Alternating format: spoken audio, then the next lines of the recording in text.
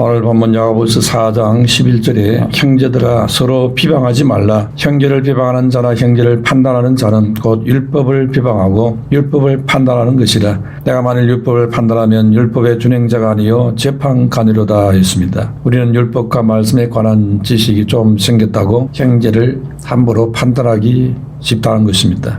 율법과 말씀에 대한 지식은 우리 자신을 지키기 위한 것이지 비판하기 위한 것이 아니라는 것입니다. 영적 지식을 많이 깨달아서 무엇에 쓰려고 하는가, 그것은 마귀가 하와에게 유혹한 것이 하나님과 같은 영적 지식을 더 많이 아는 것, 이것으로 유혹을 했습니다. 창세기 3장 5절에 너희가 그것을 먹는 날에는 너희 눈이 밝아 하나님과 같이 되어 선악을 알 줄을 하나님이 아심이라 했습니다. 그런데 아담 하와가 선악과를 먹고 밝아진 것이 무엇입니까? 선악과를 먹고 밝게 알게 된 것이 있는데 그것이 하나님께로부터 온 것인지 아니면 마귀에서 온 것인지 이것을 우리가 살펴볼 필요가 있습니다. 선악과를 먹고 난 이후에 아담 하와는 하나님이 아는 수준하고 다른 그런 이상한 행태를 취하게 되는 것을 볼 수 있습니다. 야고보서 3장 17절 18절에 오직 위로부터 난 지혜는 첫째 성결하고 다음에 화평하고 관용하고 양순하며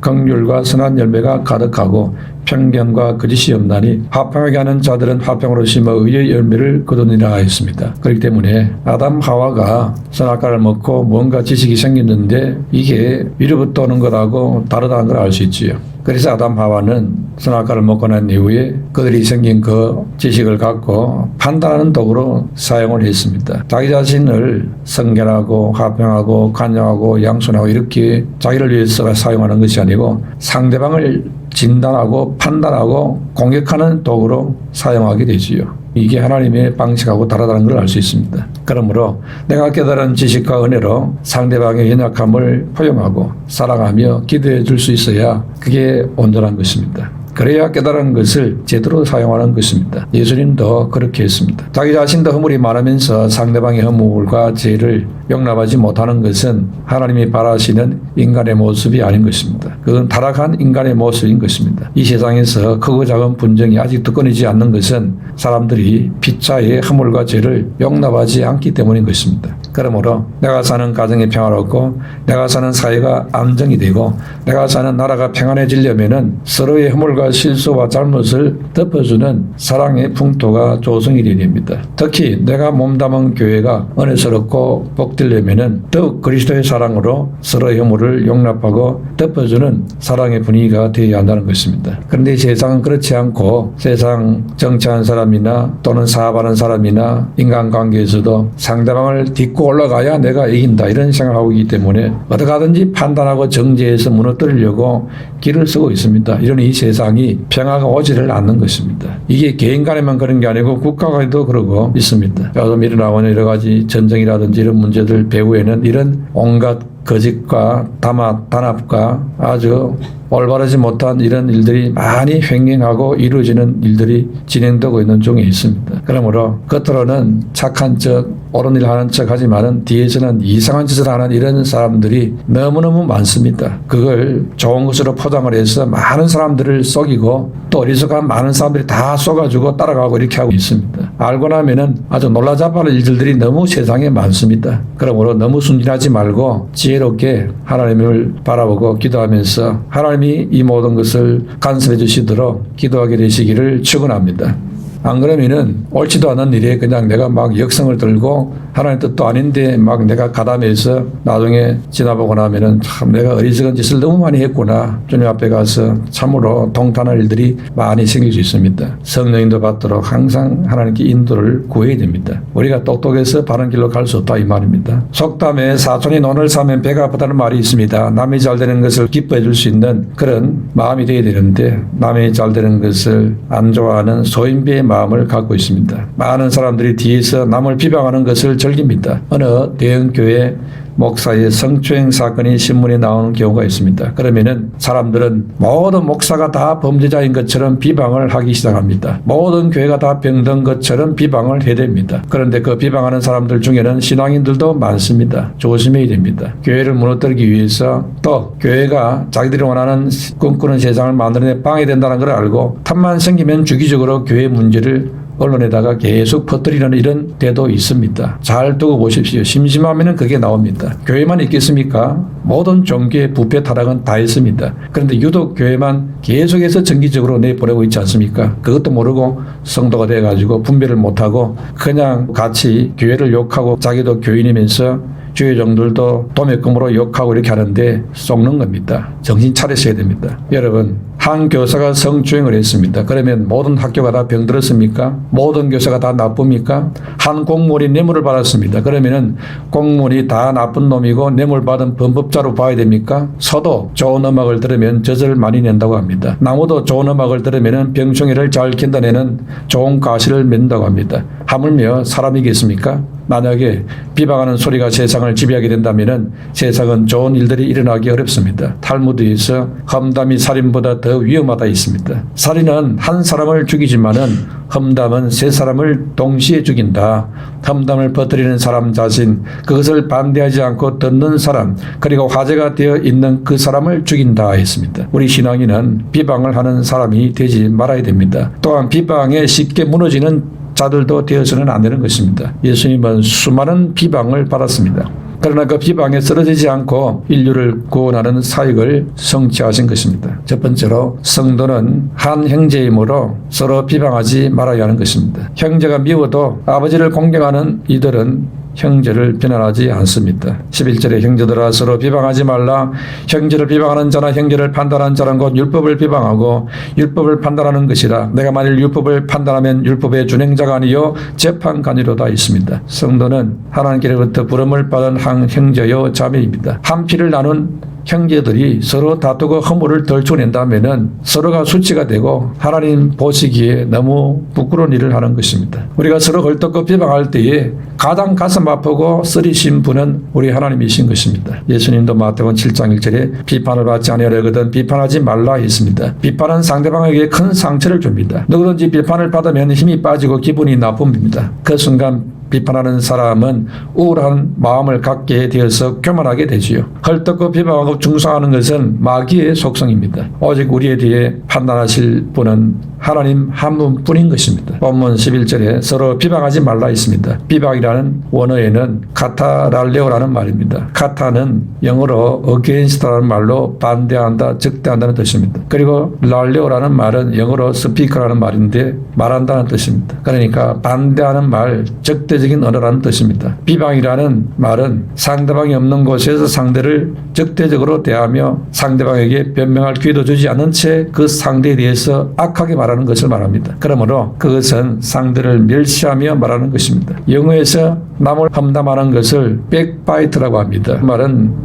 뒤에서 물어뜯는다는 뜻입니다. 이것이 비방인 것입니다. 살인하면 죄가 되는 것처럼 비방하는 것도 죄가 됩니다. 비방은 공동체를 무너뜨리는 독침과 같은 것입니다. 이 비방은 사단이 쓰는 무기인 것입니다. 사람들이 누군가를 비방하는 이유가 세 가지가 있습니다. 첫째는 비방을 통해서 자기를 우월한 존재로 만들려는 생각이 있기 때문입니다. 두 번째는 비방을 통해 상대방을 낮추려고 하는 것입니다. 세 번째는 마귀의 시험에 빠졌기 때문에 그렇게 하고 있습니다. 마귀의 별명 중에 하나가 헬라어로 디아볼로스라는 말이 있습니다. 이것은 영어로 데빌이라고 하는 마귀가 되었습니다. 그런데 이 디아볼로스는 비방자, 참수자라는 의미가 있습니다. 마귀가 바로 비방자요 참수자인 것입니다. 그러므로 비방하는 일을 하는 것은 곧 마귀 일을 하는 것이 되는 것입니다. 마귀가 아담 하와를 무너뜨릴 때에 어떻게 무너뜨렸습니까? 하나님을 비방하는 방법을 사용했습니다. 마귀가 아담 하와 앞에서 하나님을 비방했습니다. 하나님이 너희들에게 선악과를 따먹지 못하게 했는데 그것은 너희 눈이 밝아져서 하나님처럼 될까 해서인 것이다. 하나님이 나쁘지 않느냐? 이런 식으로 비방했다 이 말입니다. 그 말에 아담 하와가 넘어가 버렸습니다. 하나님이 선악과 먹지 말라는 그것은 아담 하와를 위해서 한 축복의 말이었는데 마귀는 반대로 비방하기를 그게 축복이 아니고 너희들을 해롭게 하는 것이다. 나쁘게 말을 했던 것입니다. 선악과가 어떻게 나쁘게 하기 위해서 만든 것입니까? 하나님이 너희들에게 선악과를 따먹지 못하게 한 것은 너의 눈이 밝아져서 하나님처럼 될까 봐서 그렇게 한 것이다. 이런 식이었습니다. 이래서 이 비방에 아담 하와가 넘어가서 선악과를 범하고 말았던 것입니다. 아니 하나님이 우리를 좋지 않게 하려고 이것을 못 먹게 했구나. 이런 오판을 했다 이 말입니다. 누구 때문에? 마귀가 하나님을 거짓으로 비방한 그 말에 진짜인 줄 알고 믿은 바람에 오판하게 된 거지요. 이래서 우리 전 인류가 이렇게 불행하게 되어버린 것입니다. 비방 한마디에 인생이 불행해졌다 이 말입니다. 그런데도 우리가 계속 남을 비방한다? 당해놓고도 또 비방을 하냐 이 말이지요. 그럴 수 없다 이거지요. 그러므로 비방에 인간의 행복이 산산이 깨어지다는 사실을 알아야 됩니다. 그러므로 신앙 공동체가 비방에 넘어가게 된다면 진리에서 이탈할 수 있고 행복을 잃을 수 있습니다. 그러므로 우리의 의식은 남을 비방하지 않으려고 애를 써야 됩니다. 초대교회 당시에도 교회 안에 다툼이 있었습니다. 그런데 다투다 보면은 서로 비방하게 됩니다. 그러나 하나님은 우리 신앙인들이 서로 비방하는 것을 싫어하십니다. 예수님을 믿는 성도로서 우리가 서로 비방하지 말아야 된다는 것입니다. 그러면 어떻게 하면 우리가 비방하지 않을 수 있습니까? 첫째, 우리는 한 형제라는 사실을 알아야 됩니다. 그리스도의 핏값으로 하는 형제 자매가 되었습니다. 그러므로 우리는 서로 비방의 대상이 아니고 사랑의 대상인 것입니다. 허물을 덜 주원해야 될 대상이 아니고 허물을 덮어줘야 될 한 형제라는 것입니다. 유대인들은 자기들이 만들어낸 예수님에 대한 비방거리를 크게 만들어가지고 비방하다가 예수님을 십자가에 처형시켜 죽게 했습니다. 누구나 비방거리를 찾으면 끝없는 비방거리가 나옵니다. 그러나 사랑해야 될 이유를 찾으면 끝없이 사랑할 이유가 나오는 것입니다. 또한 둘째로 비방을 하면은 율법을 어기는 것이 되므로 비방해서 안 되는 것입니다. 우리가 형제를 비방하고 판단하면은 율법을 비방하고 율법을 판단하는 것이라 있습니다. 왜 그렇습니까? 형제를 비방하는 것은 형제를 사랑하라는 율법을 정면으로 위반하는 행위가 되는 것입니다. 그리고 비방은 율법을 준행하는 자가 아니고 스스로 율법의 재판관이 되는 거라 있습니다. 율법은 우리에게 뭐라고 말하고 있습니까? 레위기 19장 16절에서 18절에 너는 내 백성 중에 돌아다니며 사람을 비방하지 말며 내 이웃의 피를 흘려 이익을 도모하지 말라. 나는 여호와이니라. 너는 내 형제를 마음으로 미워하지 말며 내 이웃을 반드시 견책하라. 그러면 내가 그에 대하여 죄를 담당하지 아니하리라. 원수를 갚지 말며 동포를 원망하지 말며 내 이웃 사랑하기를 내 자신과 같이 사랑하라. 나는 여호와이니라 했습니다. 최고의 법은 사랑이라 했습니다. 율법은 사랑을 말하고 있다 했습니다. 그런데 사랑하지 않고 비방하는 판단을 한다는 것은 결국 사랑하라는 율법의 말씀을 어기는 것이 됩니다. 또한 셋째로 비방하면은 징계가 따르기 때문에 비방하지 말아야 하는 것입니다. 비방하지 말라는 말씀은 하나님의 명령입니다. 이걸 어기게 되면은 징계가 따르게 됩니다. 모세가 번처 십보라가 죽은 이후에 이제 재혼을 해서 구스여인을 만났습니다. 그러자 모세의 누나 미리암이 이걸 못마땅하게 여겼습니다. 그래서 아론과 함께 모세를 비방했습니다. 비웃고 헐뜯었다는 것입니다. 이유가 뭐냐? 이방 여인과 결혼했다는 것입니다. 이방 여인과 결혼하지 말라는 하나님의 말씀을 어겼다는 것입니다. 그런데 실제로 하나님은 모든 이방 여인과 결혼을 금한 것은 아니었습니다. 가나안 7족속의 여인들하고는 통혼하지 말라 그렇게 했습니다. 왜냐하니까 가나안에는 우상이 너무나 번져있기 때문에 가나안 여인이 들어오면 가문에 우상이 들어오기 때문에 그래서 가나안 여인을 만나 결혼하지 말라는 것입니다. 그런데 이 가나안 여인이 아니고 구스 여인이거든요. 그는 해당 사항이 없습니다. 그러면 미리암이 무엇 때문에 그렇게 비방을 했느냐? 근본 이유가 뭐냐? 민수기 12장 2절에 그들이 이르되 여호와께서 모세와 말씀하느냐? 우리와도 말씀하지 아니하셨느냐 하며 여호와께서 이 말을 들으셨더라 했습니다. 그러니까 시기심 때문이었던 것입니다. 민수기 12장 8절에 너희가 어찌하여 내 종 모세를 비방하기를 두려워하지 아니하느냐 했습니다. 모세가 하나님과 통하면서 재혼하는 문제도 다 이렇게 허락을 받고 해결을 하고 그래서 재혼을 하고 나니까 아니 우리한테는 그런 말씀도 없었는데 이러면서 어떻게 그럴 수 있느냐 이런 식으로 따지고 나오는 거지요. 이게 시기심이라는 것입니다. 이 미리암의 행동에 대해서 하나님은 진노해서 미리암이 문둥병에 걸리게 됐지요. 미리암이 회개하고 일주일 만에 겨우 회복이 되지 않습니까? 미갈을 보세요. 미갈은 다윗을 비방을 하다가 죽을 때까지 그때부터 아이를 낳지 못했다 했습니다. 그러므로 우리는 비방을 조심해야 하는 것입니다. 두 번째로 우리는 모두 허물이 많기 때문에 서로의 허물을 용납하고 덮어주는 마음을 가져야 됩니다. 아무리 성도라 할지라도 허물과 실수가 많은 연약한 사람입니다. 그래서 마태복음 7장 1절에 비판을 받지 아니하거든 비판하지 말라 했습니다. 사람이 실수가 없다면 그보다 좋은 일이 없을 것입니다. 그러나 아무리 정신을 바짝 차리고 있어도 노력해도 실수가 많고 허물이 많은 것이 바로 인간입니다. 이 세상에서 실수와 죄 없이 살 수 있는 사람은 아무도 없습니다. 그래서 로마서 3장 10절에 12절에 기록된 바 의인은 없나니 하나도 없으며 깨닫는 자도 없고 하나님을 찾는 자도 없고 다 지어쳐 함께 무익하게 되고 선을 행하는 자는 없나니 하나도 없도다 했습니다. 그러므로 형제의 실수와 잘못을 비방하는 것은 제 눈에 있는 들보는 보지 못하면서 형제의 눈 속에 있는 티를 보는 행위와 다를 바가 없습니다. 그러므로 우리는 형제를 비방하기에 앞서서 자신을 돌아볼 줄 아는 지혜로운 성도가 되어야 되는 것입니다. 갈라디아 6장 1절에 3절에 보면은 형제들아 사람이 만일 무슨 범죄한 일이 드러나거든 신령한 너희는 온유한 마음으로 그러한 자를 바로잡고 너 자신을 살펴보아 너도 시험을 받을까 두려워하라. 너희가 짐을 서로 지라. 그리하면 그리스도의 법을 성취하리라.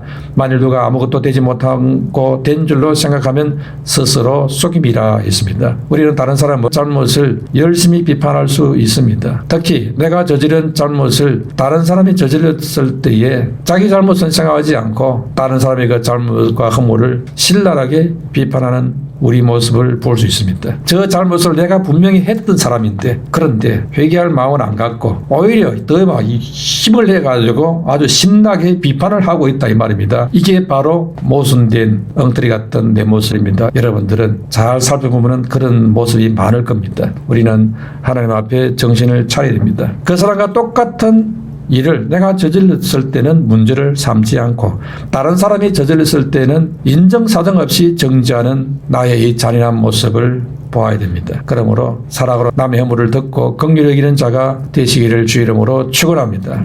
우리는 비방을 위한 악한 판단을 하지 말아야 됩니다. 상대를 비방하는 것보다 사랑하는 사람이 될 수 있어야 됩니다. 그런데 상대를 비방한다는 것은 판단 기준이 있기 때문에 그렇습니다. 그 판단 기준이 무엇이냐? 거기에 따라서 칭찬도 하고 비방도 하고 이렇게 합니다. 그런데 오늘 성경에 보니까 비방을 위한 판단을 하지 말라 했습니다. 판단은 헬라어로 크리노라는 말입니다. 이 단어의 뜻은 결정한다, 간주한다, 규정한다는 뜻입니다. 영어로 번역하면은 저지라는 판단이라는 뜻이지요. 근본을 따져서 사물의 가치와 관계를 결정하는 것이 바로 판단입니다. 성경은 크게 두 가지 경우의 판단을 말합니다. 하나는 판단하지 말라 하는 것이고 또 하나는 판단하라. 두 가지 경우의 판단을 말했습니다. 사도행전 4장 19절에 베드로와 요한이 대답하여 가로되 하나님 앞에서 너희 말을 듣는 것이 하나님 말씀을 듣는 것보다 옳은가 판단하라 했습니다. 그렇다면 판단하라는 말이냐 판단하지 말라는 말이냐 아니 판단하라고 하는데 모순되게 보일 수 있습니다. 그러나 그렇지가 않습니다. 성경의 말씀을 살펴보면 오늘 본문에서 판단하지 말라는 것은 옳고 그름에 대한 가지 판단을 하지 말라는 그런 말이 아닙니다. 오늘 본문은 비방하기 위한 판단을 하지 말라 그런 뜻입니다. 파괴적인 판단을 하지 말라는 것이지요. 아주 그 사람을 그냥 죽이려는 그런 판단을 하지 말라 이 말이지요. 처음부터 아예 나쁜 의도를 갖고 하는 그런 판단을 하지 말라는 겁니다. 세상 사람들은 이런 일들을 많이 합니다. 큰 일을 하는 사람일수록 정치하는 사람 이런 사람일수록 그리고 세계를 논하는 이런 사람일수록 이런 악의적인 목적을 갖고 목적 달성을 위해서 판단하고 함부로 정지하고 이런 것을 많이 합니다. 그러므로 큰 일 하는 거 부러워하지 마세요. 큰 일 하는 사람 큰 죄를 짓는 사람들이 많습니다. 큰 일 하는 사람 치고 천국에 들어가는 사람 많지 않습니다. 큰 일 너무 부러워하지 마세요. 아주 위험합니다. 큰 일을 하더라도 두렵고 떨림으로 잘해야 됩니다. 안 그러면은 나의 잘못된 판단으로 많은 사람을 죽일 수가 있는 거지요. 그러므로 어떤 가치에 대한 판단을 하는 거 하지 말라 그 말이 아니고 그 판단은 하라는 겁니다. 그러나 비방하기 위한 목적을 한 그런 판단은 하지 말라는 겁니다. 겉으로는 하나님의 말씀을 건강한 것처럼 보이지만은 실제로는 자기의 시기심이 기준이 되어서 하는 판단 그런 거 하지 말라는 것입니다. 왜 비방을 위한 악한 판단을 하지 말라고 하겠습니까? 먼저 하나님의 주권을 침해하는 일이 되기 때문입니다. 하나님께서 악의적인 판단을 금했는데도 판단하게 되면은 자신을 하나님의 위치에 올려놓는 교만의 극치를 가게 됩니다. 그래서 12절에 입법자와 재판관은 오직 한 분이시니 능히 구원하시기도 하시며 멸하시기도 하시느니라. 너는 누구기에 이웃을 판단하느냐 했어요. 둘째로 내가 똑같은 죄를 범하면서 다른 사람을 판단하기 때문에 악한 비방을 하면 안 된다는 것입니다. 로마서 2장 1절에서 3절에 그러므로 남을 판단하는 사람아 누구를 막론하고 내가 핑계하지 못할 것은 남을 판단하는 것으로 내가 너를 정죄함이니 판단하는 내가 같은 일을 행함이니라. 이런 일을 행하는 자에게 하나님의 심판이 진리대로 되는 줄을 우리가 아노라. 이런 일을 행하는 자를 판단하고도 같은 일을 행하는 사람아, 내가 하나님의 심판을 피할 줄로 생각하느냐 했습니다. 정도와 종류의 차이일 뿐이지 우리도 다 비방받을 요소들을 가진 연약한 인간입니다. 그러므로 항상 겸손해야 됩니다. 그런데 그것도 모르고 자기는 완전한 자인 것처럼 생각하면서 막 정지하고 판단하고 하는 것은 너무너무 주제를 모르는 지금 말과 행동을 하고 있는 것이지요. 하나님의 눈밖에 나는 일을 지금 너무 열심히 하고 있는 겁니다. 정신을 차려야 됩니다. 그러고도 주님 앞에 가려고 생각한다면 큰 오산입니다. 빨리 회개하고 고쳐야 됩니다. 셋째로, 사실을 알기도 전에 외적 요소만 보고 함부로 다른 사람을 판단할 수 있기 때문에 악한 판단을 하지 말아야 됩니다. 그래서 예수님은 요한복음 7장 24절에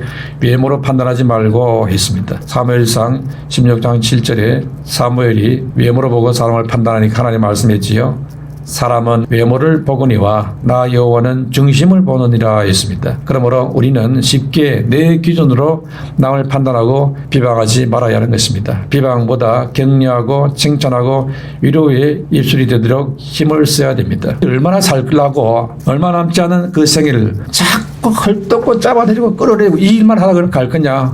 이렇게 살면 안 되지. 이제 정신 좀 차리자. 사랑을 하자. 좀 이렇게 좋은 말을 많이 하자. 격려를 하자. 위로를 하자. 이런 반성이 생겨서 가능하면은 좋은 말을 하려고 칭찬을 하려고 해야 됩니다. 그렇게 살면 세상이 얼마나 좋은 세상이 되겠어요. 그런데 한 사람 좀 잘 되면은 막 끌어내리려고 얼마나 아주 달게 볶고 난리를 치는지 우리 성도들은 이 세상 따라가면 안 됩니다. 그러므로 비방보다도 격려와 칭찬과 위로의 입술이 되시기를 축원합니다. 세 번째로 서로 사랑의 대상으로 보도록 힘쓰며 살아야 됩니다. 왜 비방을 하게 됩니까? 뭔가 믿고 기대했는데 그렇지 못하기 때문이겠지요. 그러나 사람은 믿음의 대상이 아닙니다. 사랑의 대상입니다. 사람을 믿지 마세요. 사람은 실수할 수 있습니다. 자빠질 수 있어요. 완전한 줄로 그렇게 생각하면 안 되는 겁니다. 사랑만이 사람을 변화시킬 수 있습니다. 그러므로 끝까지 사랑을 포기하지 말고 용서하고 덮어주고 사랑의 관계를 유지해야 하는 것입니다. 그리고 예수님이 당한 비방에 비하면 우리가 받는 비방은 별것도 아닙니다. 주님은 온갖 비방을 받으면서도 십자가에서 아버지여 저희를 사하여 주옵소서, 자기 아는 것을 알지 못함이니이다 했습니다. 비방에 떨어지는 그런 자는 사단에게 지는 자가 됩니다. 우리의 싸움은 사람들에 대한 것이 아니라 있습니다. 마귀와의 전쟁이라 했습니다. 정사 권세와 싸우는 거라 했습니다. 영적 전쟁인 것입니다. 나를 비방한다고 원수로 만들지 말아야 됩니다. 우리가 살아서 일하기 때문에 비방과 공격을 받을 수도 있습니다. 비방받는 것은 다 과정으로 받아들여야 됩니다. 비방하는 사람을 나에게 좋은 역할을 하고 있는 사람이다. 나를 낮추시는구나. 나를 겸손하게 만드는구나. 나로 기도하게 만드시는구나. 이러면서 조심시키시는구나.